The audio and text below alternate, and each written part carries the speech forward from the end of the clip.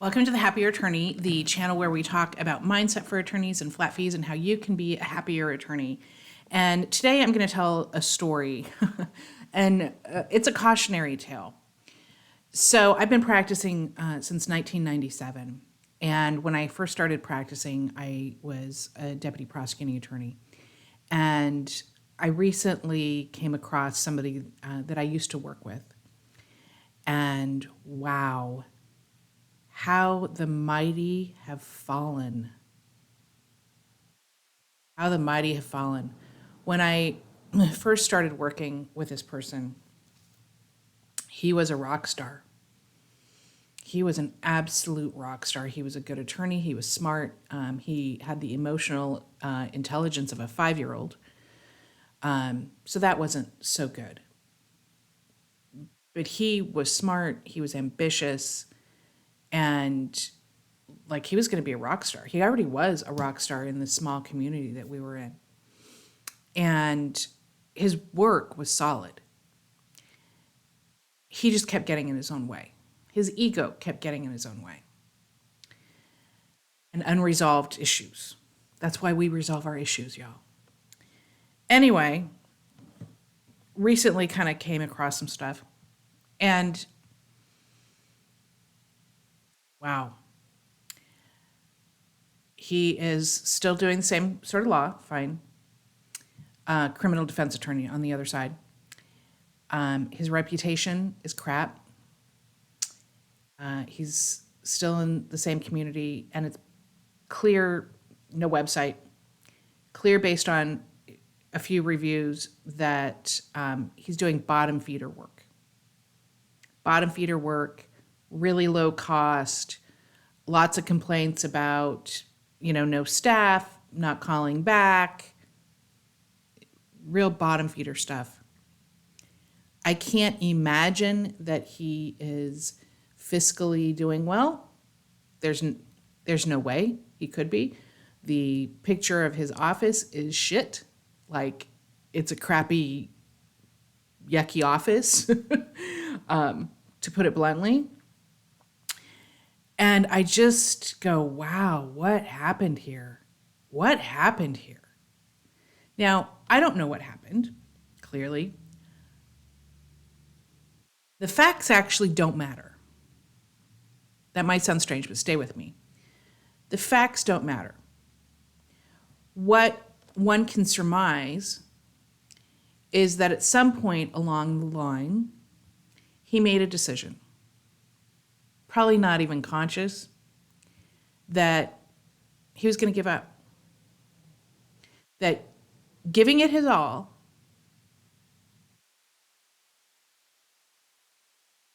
wasn't worth it. That it was better to have failed because he didn't truly try than to give it his all and fail. And based on what I've seen, based on who I knew, he didn't give any of it. Okay? I mean, he doesn't even have a website. He hasn't turned up the dial at all. And you know what? Maybe he's perfectly happy. I doubt that's true because he had high standards at one point. And at this point, it appears, based on a tiny little snapshot, that he doesn't have standards. Certainly not what he used to. And we can use this as a cautionary tale. It's sad to me. It's sad to me because I know the potential that was there. He could have been a great attorney, a great rock star, instead of just doing kind of the low level schlepping.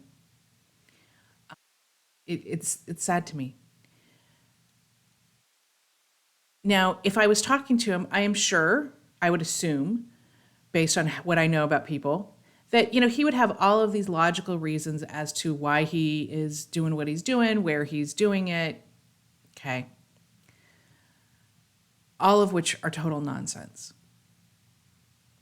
What happens when we decide that it's not worth going for, not worth giving it our all, not worth the risk, is that we create a self-fulfilling prophecy. When we start out and say, ooh, okay, you know what? I'm not going to take that risk. I'm not going to make that investment. I'm not going to go after the hard. I'm going to just be over here in my safe zone. Then we don't take the risk that's going to get us the reward. That may seem obvious, but clearly not. And like begets like. So you get a low-end client and you think you can work your way up. That's not how it works. You get a low-end client and let's say you should be charging 10 and you're charging 2. Well, now you're going behind. And who do you think is your reputation is now going to be based on the 2? They're going to refer their 2 friends to you. And then you just stay in the bottom. And then you say, well, I can't invest because I don't have the money. All I can get is 2 clients because I can't invest. I am sure that he's telling himself beautiful lies to justify where he is, given what his potential was. And here's the thing, when you've been practicing as long as I've been practicing, when you get as old as I am, you start to see the ramifications of not only your behavior, but other people's behavior. When you're in your 20s, when you're in your 30s, you still have time to catch up. When you're in your 40s, much less your 50s and 60s, woo, there's, those chickens are coming home to roost. And those choices are now absolutely catching up with you. The good news is that I thoroughly believe that, until we take our last breath, it's not too late. It might be too late to get where you originally wanted to go. Okay? I mean, you might not ever make the Olympic team ever again, okay? Or climb Everest, or, get the practice that you originally wanted when you were in your 30s. But it's not too late to improve. It's not too late to say, you know what, if this is important to me, if this is worth me doing 8-9 hours a day, it's worth me doing properly. It's worth me giving it my all. It's never too late to make that shift. And even if you don't ever get riches out of it, you'll feel better about yourself. You'll feel better about going to work every day. You'll feel better because at least you will have given it a shot. A couple years ago, I went over to my mentor and coach in Ireland. And we were doing some really heavy personal development work. And on one particularly hard day, really hard day, where I was like, oh my gosh, bringing up some old crap. That afternoon, he tells us we're going to be playing sports, like a team sport. Oh my gosh. So not only am I emotionally reliving childhood trauma, now you're actually going to put me back in childhood trauma. Great. I mean, he could not have told me I was going to do anything worse that day. Seriously. I'm right back into 3rd grade where I'm not getting picked. I'm being teased for not being able to do whatever the sports. Okay. And I remember having a talk with myself. I'm like, you know what? I had a small injury that I could have faked sitting out with and gotten away with it. And it was tempting. I was like, okay, you know what? You could do that. Or you can play full out. What's the worst that's going to happen? Do I really think that all these adults are going to, point and laugh at me? No.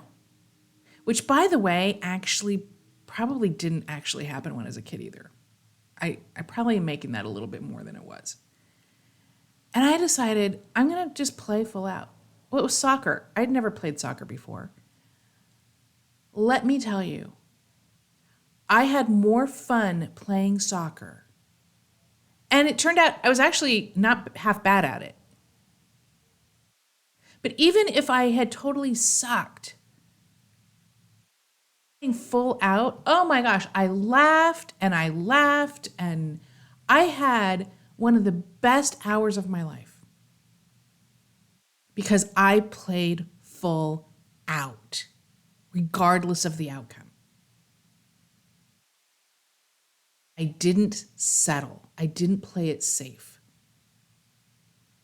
So, we're all on a clock here.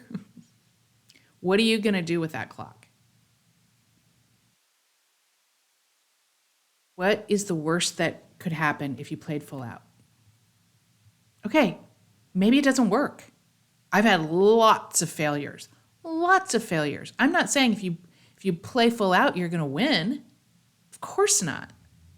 You can give that business and your practice your all, and it still fails. Okay. At least you'll know that you gave it your all.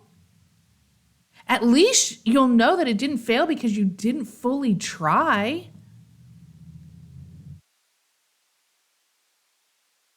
Just something to think about. Just something to think about. Where are you settling? Where are you not giving it your all for something that's important? Take care, y'all.